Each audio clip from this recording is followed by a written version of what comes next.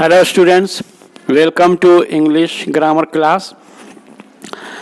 Today we shall read about the difference between adverbs and prepositions. There are many words which are used both as adverbs and prepositions.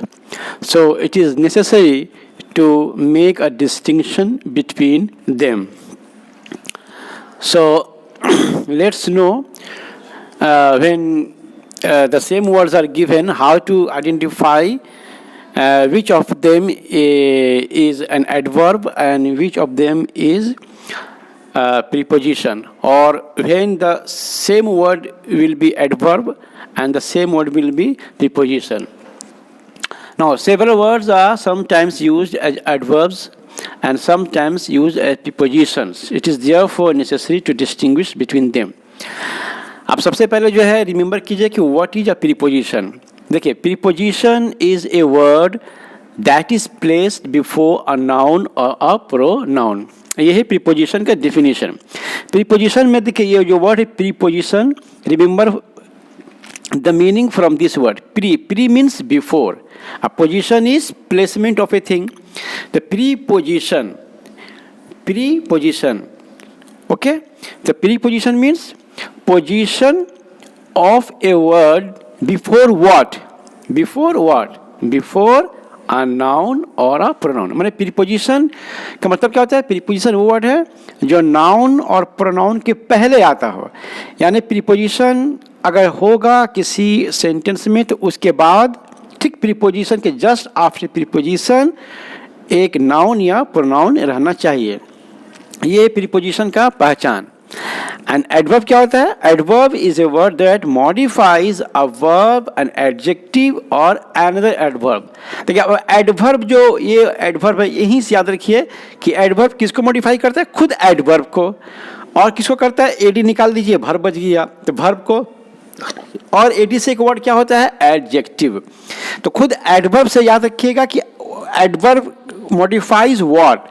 Adverb modifies adverb itself. और AD निकाल लीजिए तो verb बच जाएगा and verb, और verb निकाल कर AD बच गया उसमें एडजेक्टिव. उसे एडजेक्टिव याद रखिएगा. तो एडवर्ब से एडवर्ब मॉडिफाई करता है एडवर्ब इटसेल्फ को, वर्ब को, एडजेक्टिव को. प्रीपोजिशन क्या है? Preposition position of a word before. Position of a word before. Before किस चीज के पहले? नाउन या प्रोनाउन के पहले. तो ये वो प्रीपोजिशन. याद रखिएगा इस तरह से कि प्रीपोजिशन क्या होता है, एडवर्ब क्या होता है.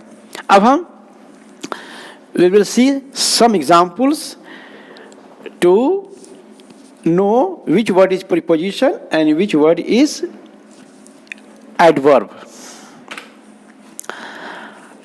Adverbs and prepositions. अब यहाँ पर देखिए लेफ्ट कॉलम में adverbs in italics. Italics में जो वर्ड यहाँ दिया हुआ है वो adverb है. और राइट कॉलम में देखिए prepositions in italics. अब यहाँ पर जो italic में जो वर्ड है या थोड़ा सा ये जो कलर्ड वर्ड है ये prepositions है. Number 1 come down. अब देखिए यहाँ पर डाउन ये एडवर्ब हो गया क्योंकि इसके बाद कोई ना नाउन है और ना कोई प्रोनाउन है. अब यहाँ पर देखिए ही केम डाउन स्टेयर्स. ये डाउन है, डाउन के बाद स्टेयर्स आ गया. ठीक है, तो इस तरह से यहाँ डाउन हो गया preposition. And in this sentence come down, down क्या हो गया? वर्ब. 2 नंबर देखिए ही वेंट इन. और यहाँ पर देखिए the teacher is in the class. अब यहाँ पर इन के बाद द क्लास नाउन है और यहाँ पर कुछ नहीं है, ही वेंट इन. ठीक है, तो यहाँ पर देखिए प्रीपोजिशन में जो प्रीपोजिशन होगा उसके बाद एक वर्ड कुछ आएगा उसमें जो यूजुअली दैट इज नाउन और प्रोनाउन. 3 नंबर देखिए his hat was blown of. यहाँ पर देखिए his hat was blown of his head. Of के बाद यहाँ पर हेड आ गया. 4 नंबर देखिए ही वॉक्ड ऑन. ठीक है, यहाँ पर 4 नंबर सेंटेंस देखिए ही वॉक्ड ऑन द रोड. यहाँ और ऑन के बाद द रोड आ गया यहाँ पर. 5 नंबर देखिए द सोल्जर्स पास्ड बाई. ठीक है। यहाँ 5 नंबर सेंटेंस देखिए, ही केम by the bus, he came by the bus, यहाँ पर बाई के बाद बस नाउन आ गया। 6 नंबर देखिए सेंटेंस, वाटर रोज अप, यहाँ पर देखिए he went up the 3rd floor, up के बाद यहाँ पर 3rd फ्लोर आ गया। 7 नंबर देखिए, it is raining heavily without, यहाँ विदाउट मीन्स आउटसाइड। और यहाँ पर 7 नंबर सेंटेंस देखिए, we can't live without food, अब यहाँ पर विदाउट के बाद फूड आ गया। तो इस तरह से हम क्या देख रहे हैं कि जो एडवर्ब है उसके बाद कुछ नहीं है, कोई वर्ड नहीं है, लेकिन जो प्रीपोजिशन होगा, प्रीपोजिशन के बाद कोई वर्ड आएगा, वो नाउन और प्रोनाउन होता है। मतलब कितने लोग अंदर फंसे हुए हैं। यहाँ पर देखिए, 4 people are stuck within the hall, ठीक है, यहाँ पर विद इन के बाद हॉल आ गया। नंबर 9 सेंटेंस देखिए, द सोल्जर्स टर्न्ड राउंड, यहाँ पर 9 नंबर सेंटेंस देखिए, the earth moves round the sun, यहाँ पर राउंड के बाद द सन आ गया।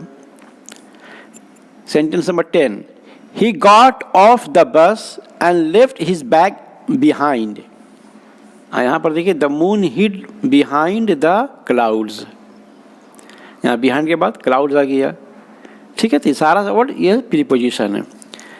सेंटेंस क्या देखिए, गेट आउट, यहाँ देखिए 11 नंबर में, he took out a coin, out के बाद यहाँ पर कॉइन नाउन आ गया।